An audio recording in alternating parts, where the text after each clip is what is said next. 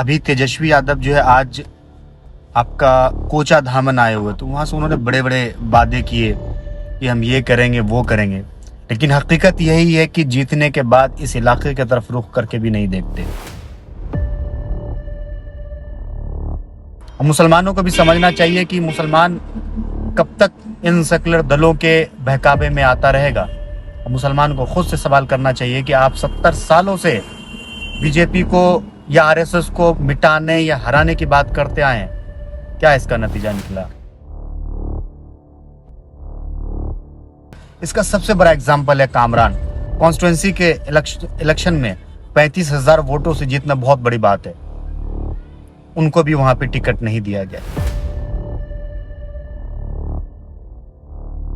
उनको डर है कि अगर मुस्लिम कैंडिडेट का या मुसलमान चेहरा का हम घोषित करेंगे तो बीजेपी हिंदुओं को जो है डराने की कोशिश करेगी।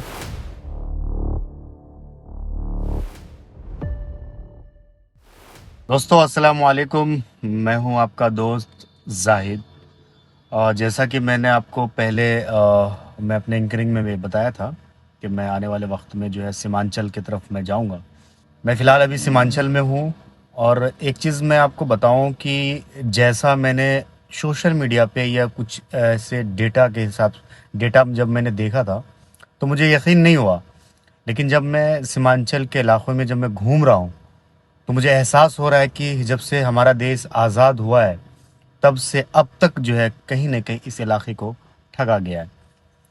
आपको बताऊं कि यहाँ के हालात ऐसे हैं कि जो इलाका है, किसी गांव की तरफ अगर आप जाते हैं, वहाँ वहाँ के जो घर हैं उसको देख करके आपको लगेगा कि बिहार का जो सबसे पिछड़ा हुआ इलाका है, यानी कि गरीब कोई अगर इलाका है बिहार का, उससे भी ज़्यादा गरीब सीमांचल का इलाका है। कहने का मतलब ये है कि एक एग्जांपल मैं आपको अगर बताऊं, अगर आप बिहार के कोई ऐसे डिस्ट्रिक्ट में आप चले जाइए जहाँ पे मतलब ठीक ठाक आबादी हो लोगों की, और वहाँ पे जो है मतलब आज के वक्त का बना हुआ घर हो या आज के हिसाब से डेवलपमेंट हो, उस हिसाब से भी अगर हम उसको कंपेयर करें तो उससे भी कहीं ना कहीं जो ये इलाका है वो कम से कम 10 से 20 साल पीछे चल रहा है। मैं आपको बताऊं कि सीमांचल में मुसलमानों की अच्छा खासा यहाँ पे आबादी रहती है, लेकिन एक चीज़ आप गौर करेंगे कि जब से देश आज़ाद हुआ है यहाँ पे हमेशा सेकुलर दलों ने यहाँ पे इस जगह पे जो है राज किया है।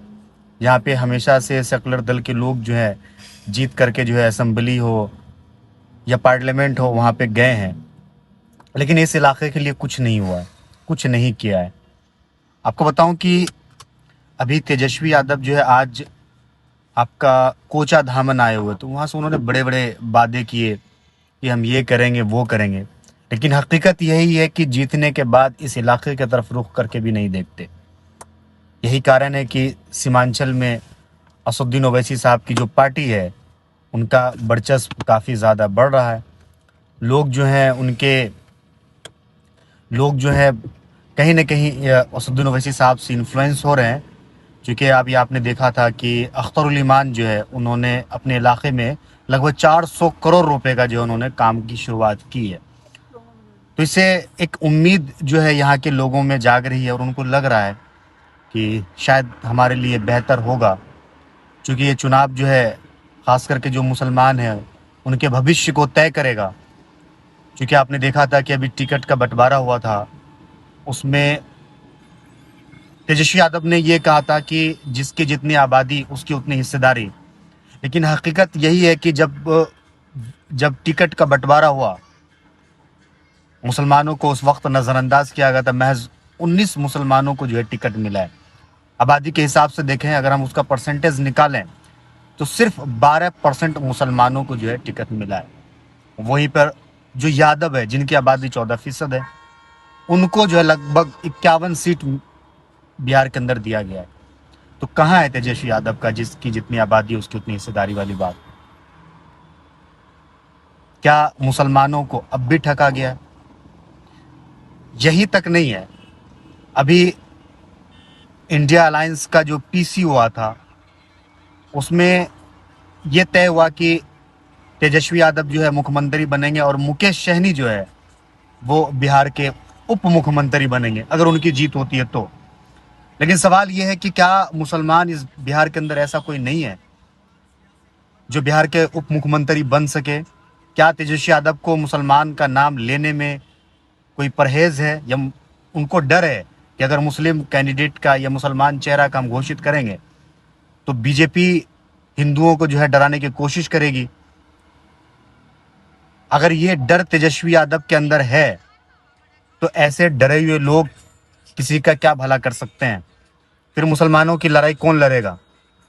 क्या मुसलमानों की लड़ाई सिर्फ इतनी है कि आकर के वोटों की बात करें, मुसलमान का वोट ले लें और फिर मुसलमानों को नज़रअंदाज कर दिया जाए?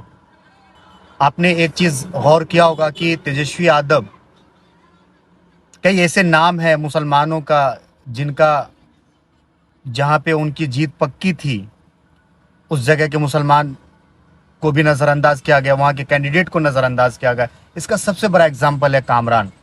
पिछली बार जब उनको टिकट आरजेडी ने जब दिया तो 35,000 वोटों से, उनकी ज़्यादा वोटों से उनकी जीत हुई थी। अब सोचिए कि एक कॉन्स्टिट्यूंसी के इलेक्शन में 35,000 वोटों से जीतना बहुत बड़ी बात है। उनको भी वहाँ पे टिकट नहीं दिया गया। जाले विधानसभा में क्या हुआ? कांग्रेस ने क्या किया? जाले विधानसभा में उस्मान साहब के साथ क्या हुआ? पिछली बार जो है महज 19,996 वोटों से उनकी हार हुई थी। हालांकि उस वक्त जो है जो गैर मुस्लिम वोट है, खास करके जो यादव वोट है, वो बीजेपी में चले गए या उनको साजिशन हराया गया। इस बार उनकी उम्मीद थी, उनको लगा था कि शायद इस बार फिर से जो है कांग्रेस मेरे ऊपर भरोसा जताएगी, लेकिन उनको जो है वहां से टिकट नहीं मिलता है। अब सवाल यह है कि कांग्रेस ने 9 और आरजेडी ने सिर्फ 18 या 19 सीट मुसलमानों को दिया। क्या मुसलमान इस काबिल नहीं है जहाँ पे मुसलमान लगभग 100 सीटों पर जो अपना प्रभाव को डाल सकते हैं? आपको बताऊं कि 40 सीट ऐसे हैं जहाँ पे मुसलमान 10% से लेकर जो है 40% से ज़्यादा मुसलमान, अगर हम परसेंटेज निकालें तो कम से कम जो है आरजेडी को 40 से ज़्यादा मुसलमानों को जो है टिकट देना चाहिए। लेकिन क्या हुआ कि टिकट नहीं मिला। फिर वही साजिश, फिर वही मुसलमानों को बरगलाना कि अगर आपने इधर उधर वोट दिया तो बीजेपी जीत जाएगी। अब सवाल उठता है कि मुसलमान कब तक बीजेपी को हराने के लिए अपने बच्चों का भविष्य खराब करता रहेगा? क्या मुसलमान सवाल नहीं करेगा कि मेरे इलाके में सड़कें क्यों नहीं बनी, मेरे इलाके में बिजली क्यों नहीं आई, मेरे इलाके में स्कूल क्यों नहीं है? और मुसलमानों को भी समझना चाहिए कि मुसलमान कब तक इन सेकुलर दलों के बहकावे में आता रहेगा। और मुसलमान को खुद से सवाल करना चाहिए कि आप 70 सालों से बीजेपी को या आरएसएस को मिटाने या हराने की बात करते आए हैं, क्या इसका नतीजा निकला? आप खुद पीछे चले गए, आप खुद बर्बाद हो गए। तो मुसलमानों को चाहिए कि मुत्तहिद हों, एकजुट हों, कि कोई हारे कोई जीते इस बात की फिक्र नहीं करनी चाहिए, और जहां भी वोट दे वो एकजुट होकर के वोट करे।